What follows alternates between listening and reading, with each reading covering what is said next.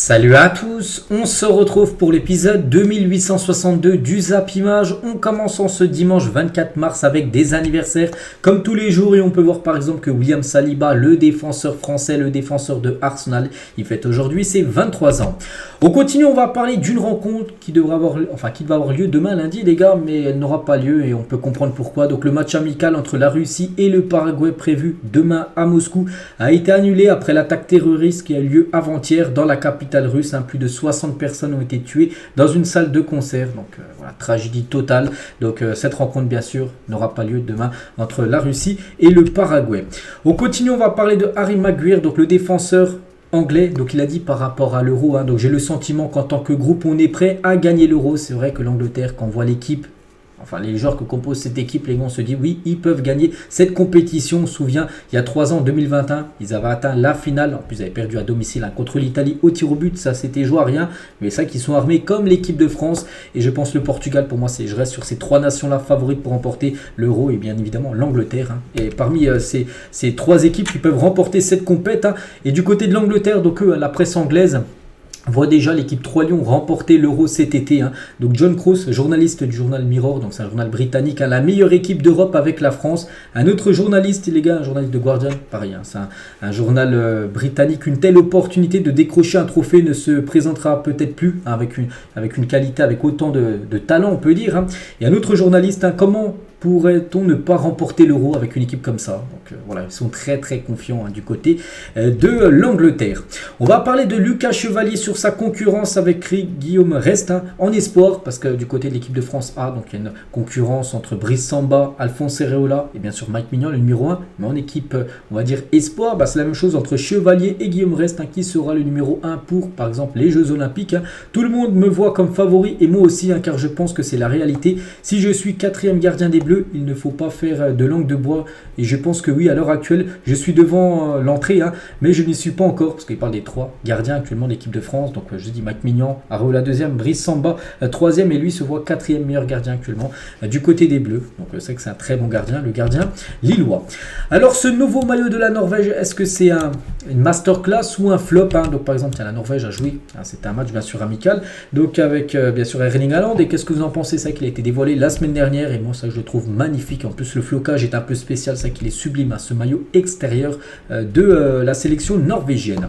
On va parler de Zinedine Zidane ainsi que des légendes du Real Madrid, parce qu'hier il y avait un match à midi entre les légendes du Real Madrid et les légendes de Porto. C'était un match en gros caritatif pour apporter de l'argent pour une association et on a pu revoir Zidane fouler tout simplement la pelouse du côté du Bernabéu. Regardez-moi comme ce 11 de départ qui a commencé côté Real Madrid avec bien sûr les légendes comme Figo, comme Seedorf, comme Roberto Carlos, Casillas, Raúl Morientes ou même Carambeu, ancien défenseur de l'équipe de France et jouait à l'époque du côté du Real Madrid. Tiens, en parlant du Real, on va parler de Juan Laporta, c'est le président du Barça. Et il a dit ce que fait le Real Madrid télé, en gros la chaîne du Real Madrid TV, est une honte. Si des mesures ne sont pas prises, cela peut affecter la concurrence. Je l'ai déjà dit à l'époque, ils ne s'arrêtent pas. Ils ne s'arrêtent pas parce qu'en gros sur la chaîne Real Madrid TV, souvent en gros ils font des petits reportages par rapport aux erreurs d'arbitrage des arbitres en gros qui arbitrent les matchs du Real Madrid. Donc ça met une petite pression aux arbitres. Donc voilà, du côté de Barcelone ça passe pas du tout ce qui passe actuellement sur les chaînes du Real Madrid TV. Donc voilà, le président du Barça est très très énervé contre l'équipe et surtout la chaîne officielle du Real Madrid.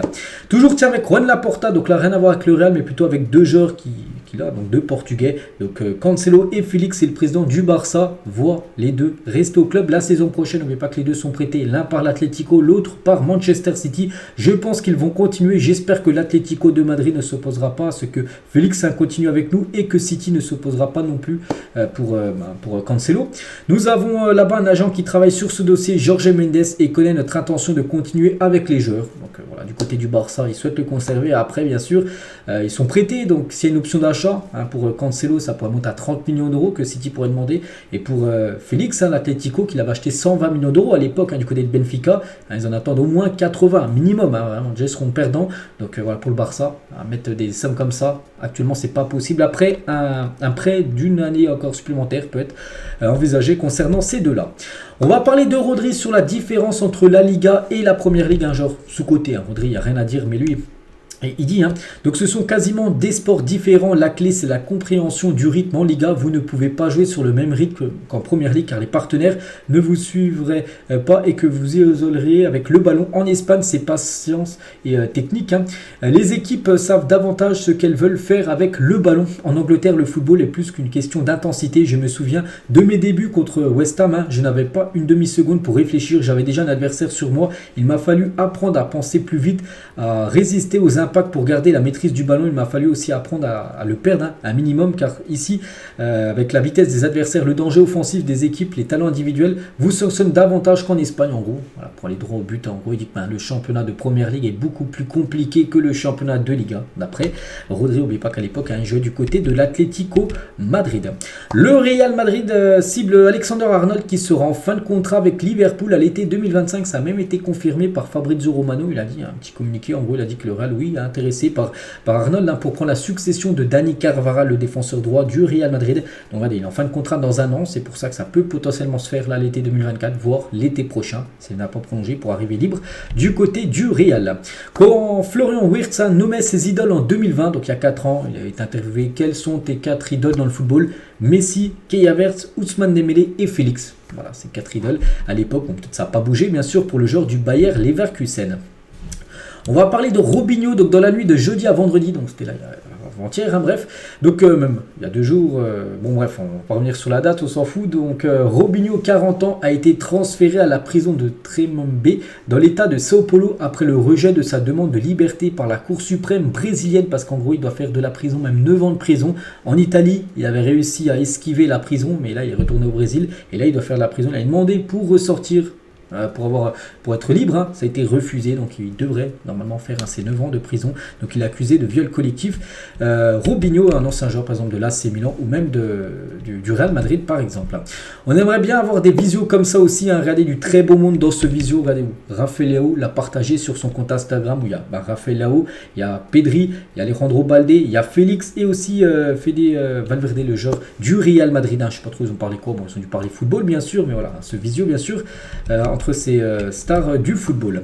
La Corée du Nord n'accueillera pas le Japon dans le cadre du match de qualification à la Coupe du Monde 2026. À 4 jours du match, la raison n'a pas été dévoilée, mais une agence de presse japonaise évoque la propagation d'une infection bactérienne au Japon. Voilà, donc Corée du Nord, on sait que c'est très strict là-bas, donc ils n'accueilleront pas le Japon lors d'une rencontre normalement qui aurait dû être... qui devrait se faire là d'ici quelques jours pour se qualifier pour le futur mondial. Luis Enrique à propos de Xavi Simons, donc il a fait des merveilles au PSV comme à Leipzig, il a des caractéristiques individuelles idéales pour notre modèle et notre philosophie du côté du PSG. Il pourrait être une option très intéressante pour nous. Voilà ce qu'il a pu dire Luis Enrique en gros, qui compte certainement sur Xavi Simons pour la saison prochaine. N'oubliez pas qu'il est prêté actuellement à Leipzig sans option d'achat, donc il pourrait potentiellement revenir dès le 1er juillet prochain du côté de Paris. Et Xavi Simons, ça tient toujours avec lui, on parle de lui, une autre info, donc détient une clause à lui donner un contrôle quand même partiel sur son avenir.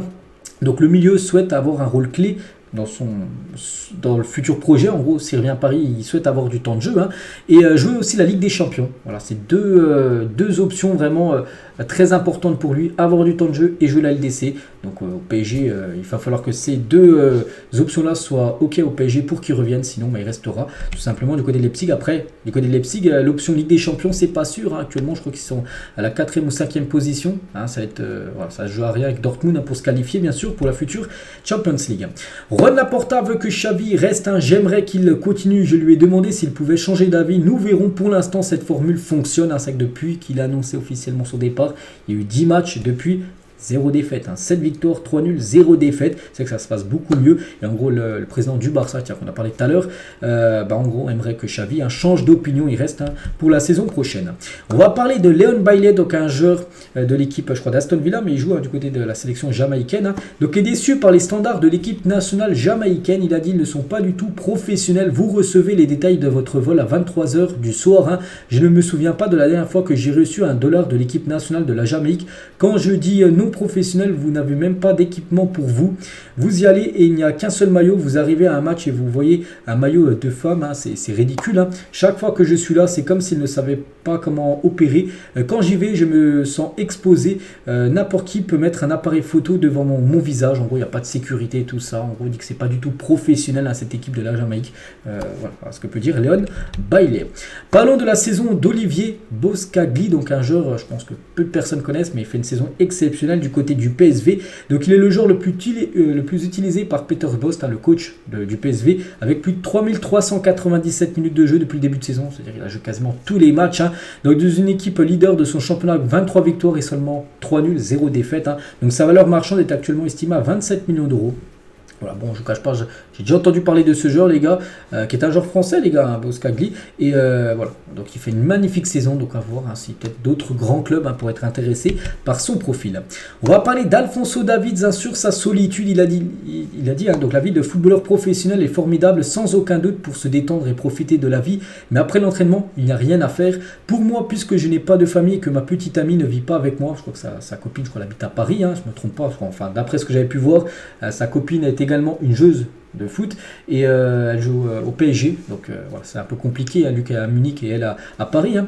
Donc j'ai probablement 5 amis, je suis un perdant populaire, hein, c'est un peu inquiétant de ne pas avoir quelque chose à faire et surtout quand tous vos amis ont un travail. Donc voilà, parce que lui il a quand même pas mal de temps libre, hein, parce que les entraînements au Bayern, je pense ça doit être le matin, donc il a tous ses après-midi et on dit qu'en gros il n'a pas trop d'amis pour sortir, donc il dit voilà qu'il est un peu dans une solitude hein, du côté de Munich, hein, mais peut-être il va se trouver des nouveaux amis hein, du côté de Madrid, parce qu'il devrait bien aller du côté du Real. Et le Real hein, prévoit d'entamer les négociations pour Alphonso Davids à 35 millions d'euros. Ils vont commencer avec cette somme-là, mais ils pourraient monter jusqu'à 50. Ils ne vont pas dépasser 50. Puis je ne pense pas qu'il coûte plus de 50 millions d'euros, surtout qu'il lui reste un an de contrat. Hein, ok, il aura un contrat encore de 5 ans. Oui, il dépasserait facilement les 70-80. Mais voilà, l'été 2025, il n'a plus de contrat. Donc potentiellement, il pourrait arriver libre au Real. Donc c'est pour ça que le Real va commencer à 35, puis pour aller jusqu'à 50 hein, pour Alphonso Davids. Donc le Bayern devrait le vendre parce qu'ils ne veulent pas le perdre hein, l'été prochain, enfin l'été 2025, gratuitement. Xabi Alonso et Roberto De Zerbi sont des candidats pour le poste d'entraîneur du Bayern Munich hein, pour remplacer Thomas Tuchel. On sait que c'est officiel depuis un mois.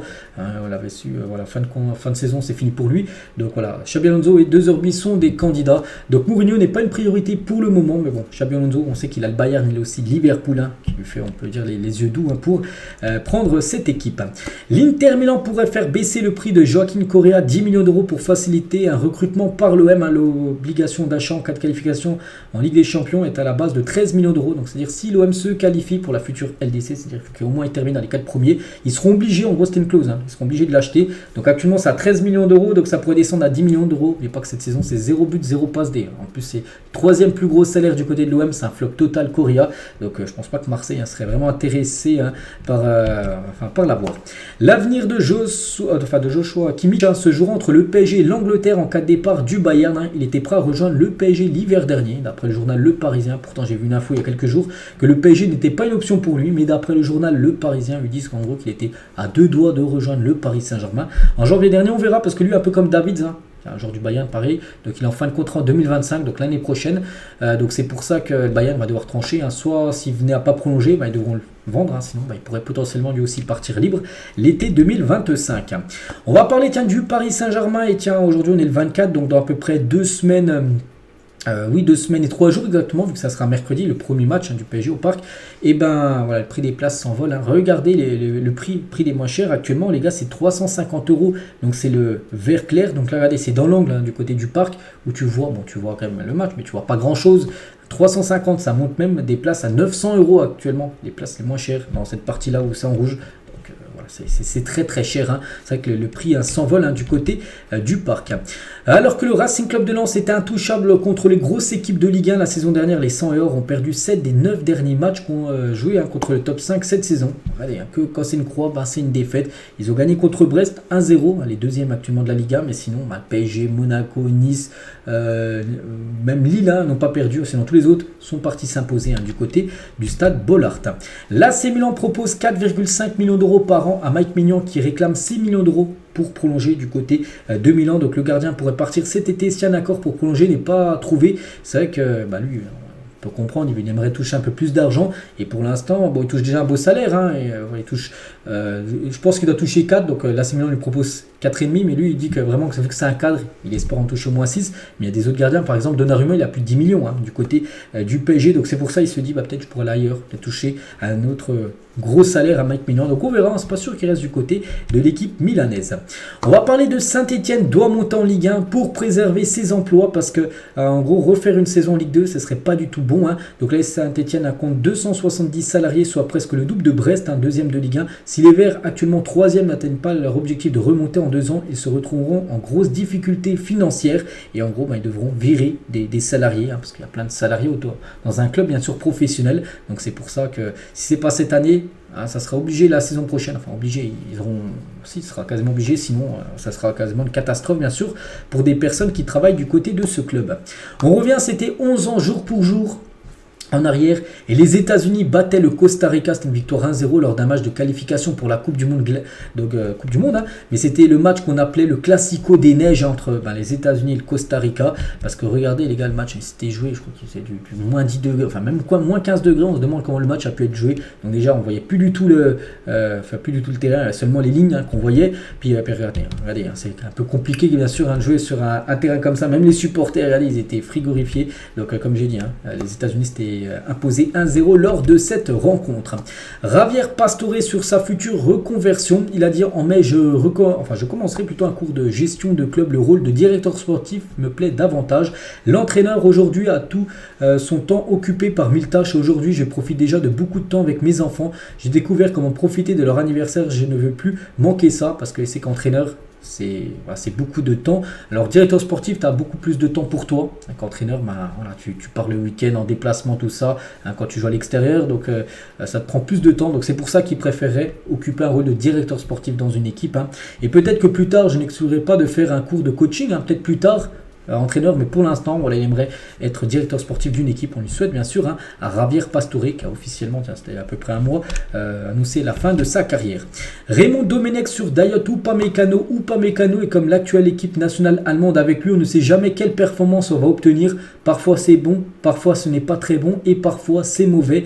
Il a la maladie des Allemands, il a une bonne phase par moment, mais il ne joue pas toujours bien. En gros après les droits au but c'est trop irrégulier. Il peut faire des matchs, des masterclass, puis il y a des matchs où il est très mauvais. On se souvient quand il avait pris un rouge lors du match contre la Lazio, et le match d'après avec le Bayern il avait pris de nouveau un rouge. Donc ça c'est des très mauvaises performances de sa part parce qu'il pénalise son équipe. Donc voilà, en dents de scie on va dire les performances d'Upamecano. Et en parlant de ce joueur, parce qu'on parle de lui, j'ai regroupé une autre info, donc il envisage un départ du Bayern dès cet été. Ce profil séduit notamment en première ligue. Voilà, donc ancien joueur, il avait joué je crois à Salzbourg à l'époque, ou même à Leipzig, je ne sais plus dans quel, je crois même les deux. Donc il pourrait potentiellement débarquer du côté du championnat anglais. On verra bien sûr quand ça sera le mercato estival. Théo Hernandez attire l'intérêt du Bayern Munich et de plusieurs clubs de première ligue, parce que du côté du Bayern, on parlait tout à l'heure avec David qui risque de quitter le club et il cherche un nouveau défenseur gauche et il pourrait cibler tout simplement Théo Hernandez. On va parler aussi de Giroud qui a adressé un petit tacle à l'arbitrage vidéo, ce que je changerais dans le football actuel, pardonnez-moi l'expression, ça me gonfle un peu, c'est la VAR. Déjà ça prend du temps, on est toujours en train d'attendre et on arrive encore à se tromper. J'aimerais qu'on trouve un juste milieu pour qu'on retrouve un peu de spontanéité, voilà ce qu'il peut dire. Bon après, moi je trouve que la VAR quand même c'est une grande réussite, depuis son arrivée. Après il y en a qui sont contre, moi je suis totalement pour parce que ça a ramené le foot beaucoup plus juste. Il y avait avant la VAR les gars, bon c'est vrai que c'était les arbitres, mais les arbitres peuvent se tromper, mais avec la VAR, à quasiment 95% maintenant, grâce à la VAR, les arbitres prennent la bonne décision. Et voilà, ça a beaucoup amélioré le football parce que des fois il y avait des scandales énormes. Puis on se disait quand la vidéo et quand elle est là, il y en a qui la critiquent, enfin comme Giroud, parce que lui il n'est pas très chaud tout simplement par rapport à cette assistance vidéo. Le Borussia Dortmund est prêt à vendre Youssoufa Moukoko contre une bonne offre. C'est vrai que c'est un jour, je me souviens, dans mes premiers édits, aujourd'hui on est les édits 2862, mais je crois dans mes édits top 10, dans mes 10 premiers, j'en ai parlé, un coup il avait fait un titre, il est en tout début de carrière, 13 ans, tout ça, et depuis, j'ai dit que ça a été un crack, puis c'est vrai que depuis, on ne voit plus trop jouer à Dortmund, il pourrait être vendu l'été prochain. Youssoufa Moukoko. L'Atlético Madrid surveille la situation de la pépite Victor Gyökeres, le Sporting demanderait 100 millions d'euros et considéré comme une option avec Mason Greenwood du côté de l'Atlético pour la saison prochaine. Lunin, le gardien du Real Madrid, intéresse Arsenal suite à ses belles performances cette saison. Bon, Arsenal, ils ont quand même pas mal de gardiens, bien. Ils ont comme Ramsdale la saison dernière, qui a été remplacé par David Raya cette saison qui est arrivé. Et maintenant, ils visent Lunin. C'est vrai que Lunin, les gars, gardien, on peut dire sous-côté. Il est exceptionnel du côté du Real. La prolongation de contrat de Araujo est la priorité du Barça cet été parce que le Barça sait qu'il y a des clubs comme le Bayern, parce que le Bayern est très intéressé par Araujo. Donc ils aimeraient le prolonger. Après, il peut prolonger et partir, bien sûr. Et moi, je ne cache pas, je le vois bien quitter le Barça. L'été prochain, le Barça a besoin d'argent et il a une grosse valeur marchande, au moins 90 millions d'euros pour en tirer. Et je vois le Barça le vendre. Liverpool n'a pas été approché par le PSG pour Luis Diaz. Donc le club du PSG ne travaillerait pas sur cette piste. Pas de négociation ou de pourparlers parce que ces derniers jours, même Foot Mercato avait relayé en gros que le PSG visait Luis Diaz pour remplacer l'après Mbappé, et Fabrizio Romano dit en gros que non, Liverpool n'a pas été approché par le PSG pour Luis Diaz, donc on verra. C'est que c'est un très bon joueur et lui il a minimum c'est moins 130 millions d'euros s'il a quitté quand même l'équipe de Liverpool. On va parler aussi de quelques infos côté Olympique Lyonnais et Lopez, donc le gardien pourrait quitter Lyon dès cet été. Lucas Perry, qui est arrivé en provenance de Botafogo en janvier dernier, est envisagé comme futur gardien numéro 1 de cette équipe de Lyon. Donc affaire à suivre.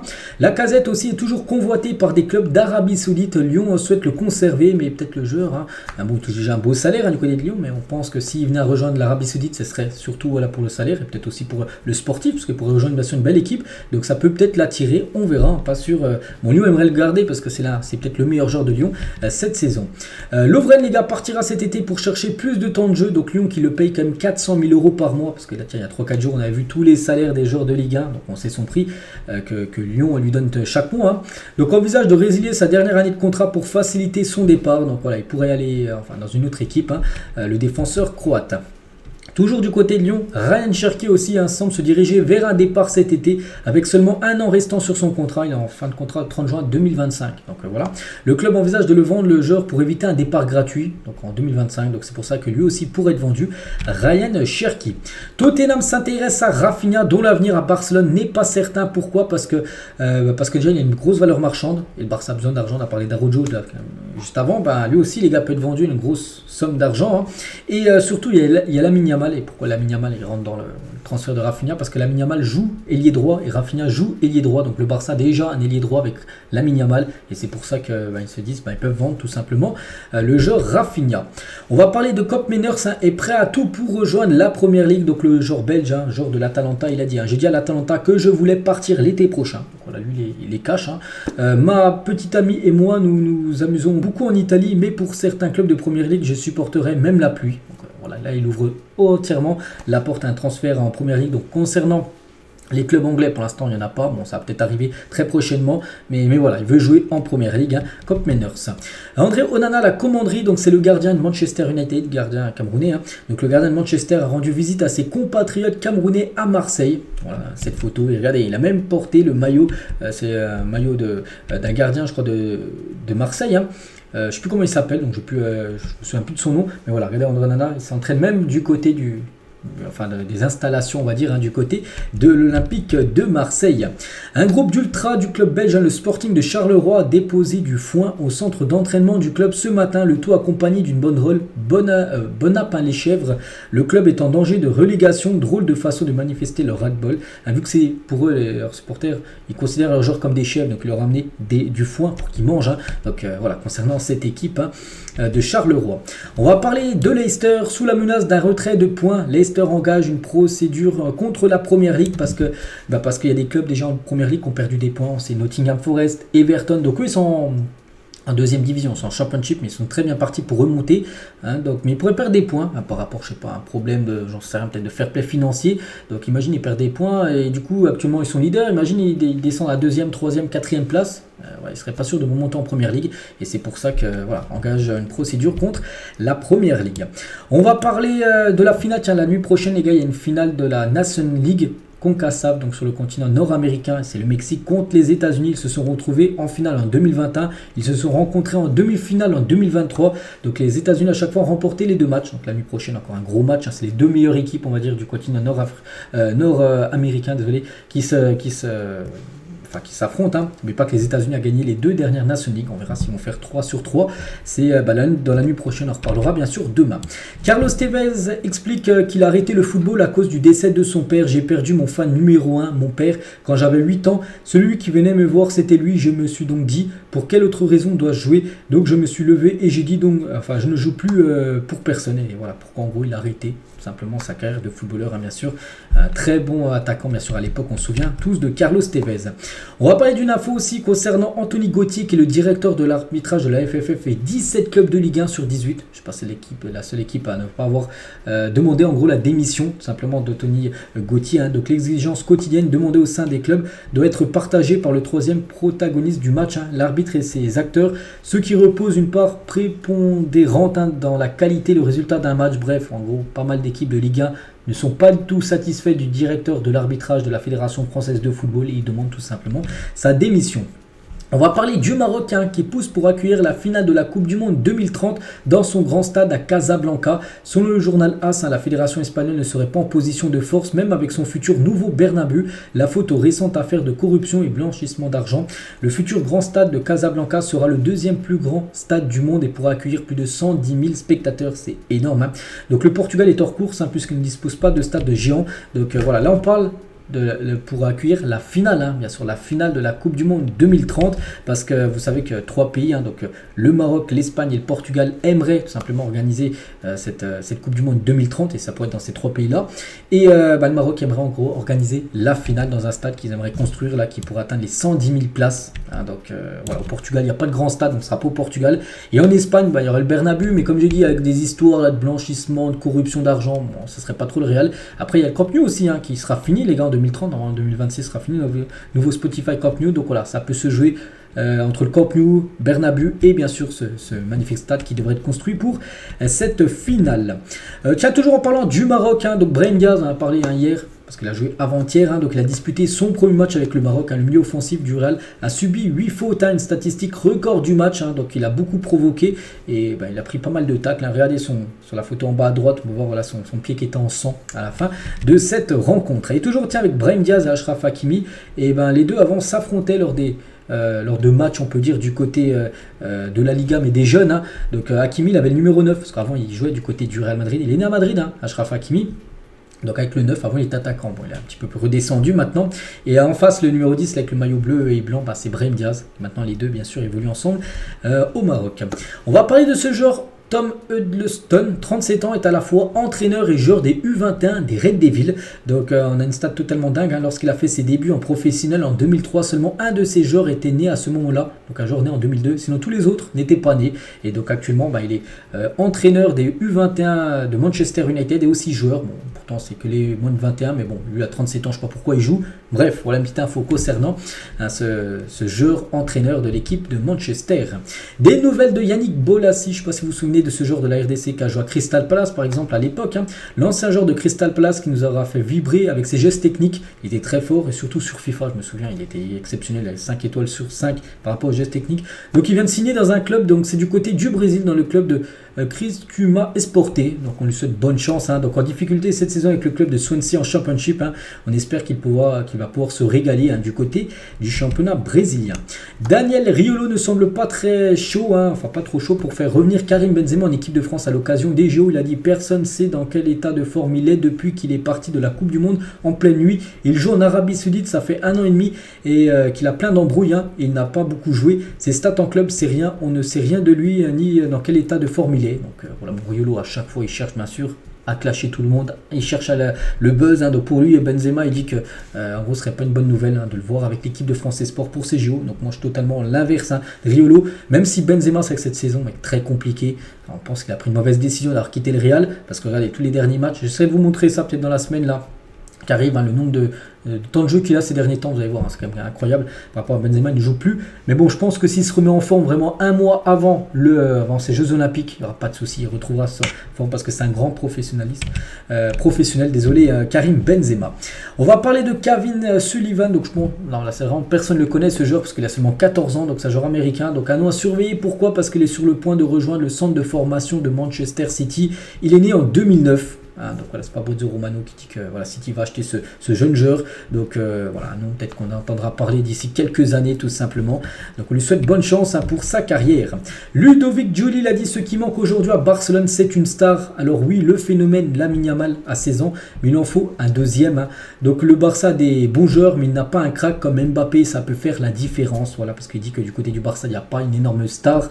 Donc voilà, bon, il y a Lamine Yamal, lui c'est un phénomène, hein, mais il faudrait une star au Barça. D'après Giuli, n'oubliez pas, Giuli avait joué à l'époque du côté du FC Barcelone. Regardez cette photo quand Phil Foden, Sancho et Brahim Diaz évoluaient ensemble à Manchester City. Donc Phil Foden toujours bien sûr à City, Sancho au milieu. Bon, il avait joué à Manchester United et maintenant il est à Dortmund. Et Brahim Diaz, tiens, qu'on a parlé tout à l'heure, maintenant il joue du côté du Real Madrid. Mais les trois avant étaient au centre de formation, bien sûr, de Manchester City. Parmi tous les clubs professionnels au monde, Lyon, Nice et Montpellier font partie du top 5 des équipes les moins efficaces. Donc deuxième c'est Nice, troisième c'est Lyon et cinquième c'est Montpellier. Donc nombre de buts par match que chaque club devrait marquer en plus. Hein.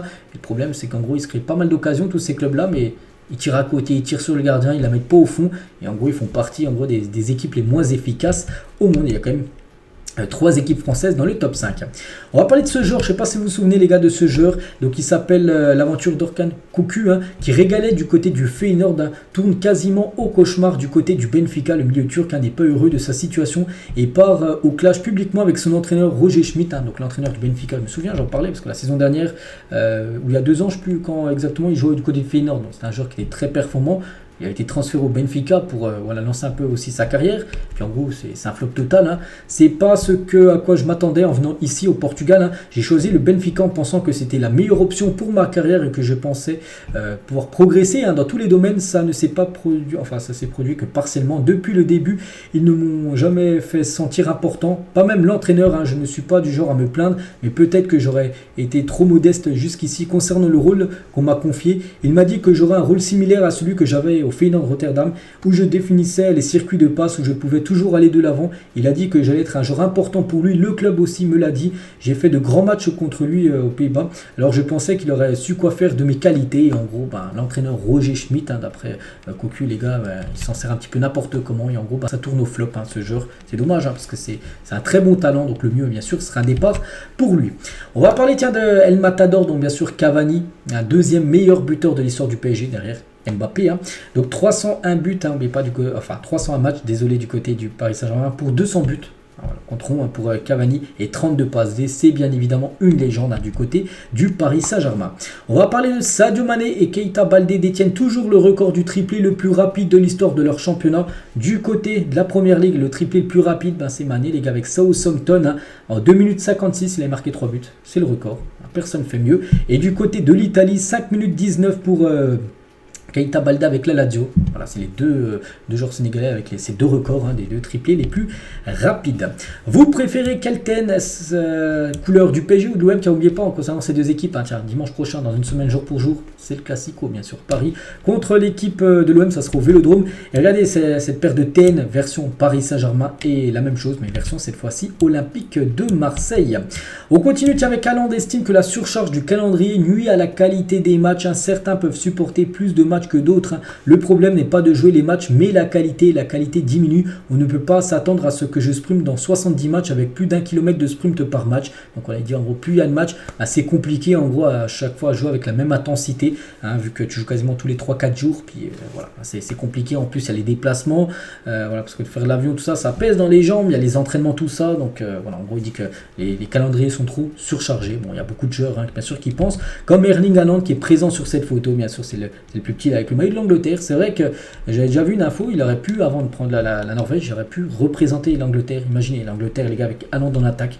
Bon, ils ont déjà Harry Kane, mais imagine Harry Kane, Haaland dans la même équipe en Angleterre, ça aurait été monstrueux. Vous le reconnaissez aussi, ce joueur, donc c'est un jeune joueur, bon là maintenant il est un peu plus vieux bien sûr, donc c'est un joueur néerlandais, bon je pense que vous l'avez reconnu, un blond, c'est bien évidemment Frankie de Jong. Ronaldo a 36 ans, donc regardez, encore joueur de la Juventus Turin, 93 de note générale, et Messi a 36 ans, son âge actuel, donc 90 de note. C'est vrai que par rapport à FIFA, on peut voir que Ronaldo avait plus de points en note générale que Messi, au même âge, hein, des 2 stars. Et concernant Cristiano Ronaldo, tiens, un seul joueur a terminé meilleur buteur de la Première Ligue, de la Liga et de la Serie A. C'est Cristiano Ronaldo à Manchester United, à la Juventus Turin et au Real Madrid. pas d'autre, enfin aucun autre joueur dans l'histoire du football a réalisé cette performance que celle qu'a réalisé Cristiano Ronaldo. Canal+ Sport Afrique va diffuser un documentaire avec des images inédites de la CAN 2024 qui s'est fini il y a à peu près un mois et demi, remporté par la Côte d'Ivoire. Donc ça sera demain, allez, ce lundi demain. Donc voilà, la bonne étoile, en gros, ça va s'appeler tout simplement ce documentaire qui sera diffusé demain sur Canal+ Sport Afrique. Kurt Zouma, Samuel Umtiti, Paul Pogba en 2013 après avoir remporté la Coupe du Monde des U20. Donc voilà, 3 bien sûr, très grands joueurs de l'équipe de France. Bon, celui qui a peut-être le mieux performé, on va dire, c'est Paul Pogba bien sûr. Umtiti aussi a été champion du monde, et aussi Kurt Zouma. Bon, lui ça fait longtemps bien sûr qu'il n'a plus joué en équipe de France. Il fut un temps, regardez, c'est un match de Ligue des Champions, le Barça 1, mais le FC Metz 4. Metz, bon, c'est vrai que cette saison, ils sont compliqués. Je crois avant-dernier de la Ligue 1, mais il y a pas mal d'années, c'était une grande équipe européenne. Ils avaient infligé un 4-1 à l'équipe du FC Barcelone. 8 joueurs dans l'histoire ayant remporté le Ballon d'Or ont joué du côté de la Ligue 1. Comme Messi, les gars, 8 fois, bien sûr, vainqueur du Ballon d'Or. Il y a eu Platini, les gars, qui évoluait à l'époque, bien sûr, du côté du championnat français. Il a gagné 3 Ballons d'Or. Il y a eu Zidane, Benzema, Papin, Copa, Ronaldinho et Georges Weah. Donc 17 Ballons d'Or cumulés quand même pour tous ces joueurs-là. En parlant d'un joueur qu'on a remporté un Ballon d'Or, bien sûr, le Ballon d'Or 1998, c'est Zizou. On se souvient de sa finale de Coupe du Monde avec le doublé. Et cette photo, l'une des plus belles images de l'histoire du football français, même football mondial, parce que ça reste une photo légendaire. Après son but, il a embrassé bien sûr le maillot français, en passant devant tous les photographes qui étaient présents, bien sûr, au Stade de France pour cette finale remportée 3-0 contre l'équipe brésilienne. Regardez aussi Henry, lors de cette finale. Voilà, donc il n'y avait toujours pas l'étoile au-dessus du COP. Maintenant, il y a 2 étoiles. C'est dommage, on aurait pu avoir une 3e étoile il y a quelques mois. Et on finit, les gars, juste aussi avec l'équipe de France, parce qu'on parle de Henry, de Zidane, mais regardez, moi, quand même, ce vivier de joueurs du côté de l'équipe de France. Chaque joueur, c'est remplaçant. Donc Mbappé, tu peux mettre Coman, Barcola. Donc Thuram, tu peux mettre Giroud Nkunku en attaque. Dembélé, tu peux mettre Colomwani, Diaby en gros. C'est les remplaçants, les réservistes. Au poste de gardien de but, Mike Maignan, Samba, Areola. Défenseur gauche, tu mets Théo Hernandez, mais tu peux mettre son frère Lucas Hernandez ou même Lucas Digne, ou même Ferland Mendy, encore plein d'autres joueurs. Donc voilà, tous les postes sont triplés, quadruplés, même quintuplés du côté des Bleus. Et on finit là, c'est la dernière photo du jour, les gars, et c'est un choix. Quel choix vous feriez, les gars, si vous aviez 38 ans? Finale de Ligue des Champions, vous êtes le dernier défenseur, c'est en toute fin de match, 93e minute de jeu, et vous menez 1-0 avec votre équipe. Donc en face, c'est votre fils, les gars, qui est aussi footballeur, incroyable. Il a 17 ans, il se présente en contre-attaque, donc c'est vous, qui a 38 ans, votre fils 17 ans, ça va être le duel. Donc en gros, vous avez le choix, soit vous tacle de boucher, vous le faites un gros tacle, et il fallait croiser, fin de carrière, et vous gagnez la Ligue des Champions. Et voilà, vous gagnez le match, et votre fils à terre. Ou 2, vous laissez passer votre fils, il marque et remporte la Ligue des Champions, votre carrière se termine là-dessus. Sur un flop, parce que vous avez laissé votre fils marquer. Donc quel choix vous preniez si vous aviez ce choix-là? Donc c'est vrai que c'est plutôt compliqué. Bon, je partirais peut-être sur le choix numéro 1. Bon, il n'y a pas le choix. Au moins finir sur une belle carrière après ton fils. Bon, il ne faut peut-être pas non plus le blesser avec les ligaments croisés. Mais bon, il y aura peut-être le temps de regagner une autre, on va dire, de Champions League. Donc voilà les gars, ce qu'il y a à dire aujourd'hui. J'espère que ça vous a plu. On se retrouve demain, lundi, pour le prochain numéro. Je vous souhaite une très bonne journée et à demain.